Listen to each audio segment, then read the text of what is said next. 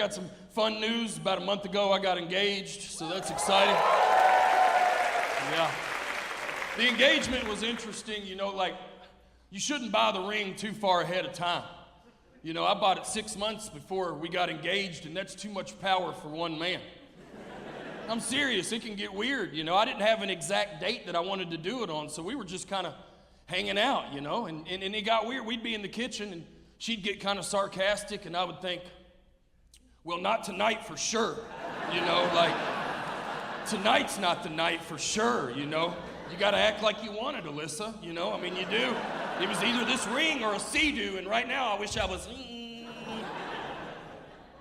So that's been interesting. I enjoy being engaged, you know. She's already ready to start planning getting married, which I thought we would wait 5 or 6 years for that too, so we're figuring it out. I moved from Alabama to Colorado 8 years ago to experience real-time travel.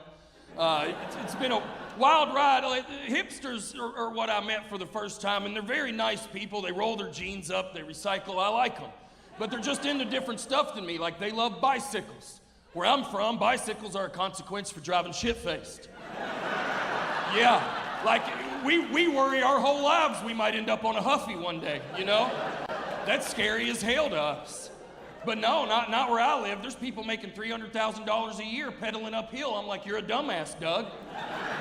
You don't have to save the planet with a bicycle. We got cars you can plug in the coffee makers, you know? I mean, I saw a guy in Colorado start his Tesla with a good attitude and a crystal, okay?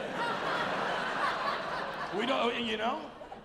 It's just a different time. The things that they're into are different. They love rock climbing, you know? That seems like a cry for help to me. You're so sad you gotta almost die to feel something? I mean, that's a wild ride to be on. All I gotta do is run some errands, watch the news. I'm sitting on my sofa, I'm barely fucking hanging on, you know? And they love asking guys like me, they're like, hey, you climb, bro? You climb, bro?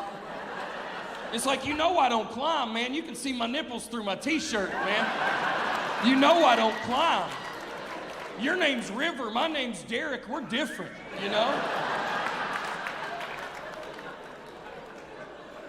Speaking of nipples, I don't know why they took away titty twisters, to be honest with you. Y'all remember that in the 90s? You had to keep your head on a swivel or you'd lose one, you know? I feel like it helped tighten up this younger generation. Because some of y'all remember, you know, if you're over the age of 30, you remember you'd just be cruising through Mama's house and one of your cousins just lights your ass up one time. It's like, what are you doing this? And then they say something like jumper cables, and now they got you, you're up there. You're like, I can't feel my balls, Chris. I just think maybe we can tighten up this younger generation, keep them on their toes. Next time your nephew's being a rascal, you know, get him one, you know? And you'll see that fear in his eyes, and that's when you go, hey, I don't know when I'm gonna let go either, you know? And right there in that moment, you're gonna watch that young man grow, you know? Because now we've got a real situation, you know? Ran out of breath, we're at sea level, that's embarrassing, you know? I'm serious. Shit, when you're on top of a mountain, you go, hey, everybody, it's the altitude. I'm breathing through my tits. But down here, I gained 20 pounds during the quarantine because I got into Crock-Pots real heavy. I'm serious. We've all fucked around with a Crock-Pot or two, but I bought a power strip. I started running 5 or 6 at a time. I couldn't believe that they invented something you could forget about and absolutely nail. I go upstairs, hit the bong, jack off, come down. The carrots are perfect. It's crazy.